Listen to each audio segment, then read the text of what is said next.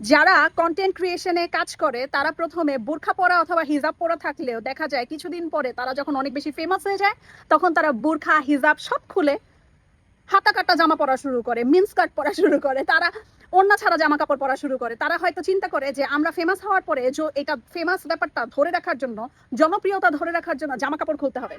তাদেরকে আমি বলতে চাই, শুনেন, জামা কাপড় খোলার পরে যদি আপনি ফেমাস হন তাহলে সেই ফেমাস ব্যাপারটা না, সেই জনপ্রিয়তাটা না বেশি দিন থাকবে না। আপনি সবসময় মনে রাখবেন, আপনার ট্যালেন্ট আপনাকে উপরে উঠাবে। আপনার জামা কাপড় ছাড়া আপনার নগ্নতা আপনাকে কখনোই উপরে উঠাতে পারবে না। নগ্নতা দিয়ে যদি উপরে উঠেন তাহলে আপনি কত নিচে নামবেন। প্রথমে শর্ট হাতার ড্রেস পরবেন, তারপরে হাতা কাটা পরবেন, তারপরে জামাটা আরো ছোট করবেন, তারপরে দেখা যাবে জামাটা আরো আরো আরো আরো ছোট করতে হইতেছে। এক সময় দেখা যাবে বিকিনি পরলেও মানুষ আপনাকে দেখবে না।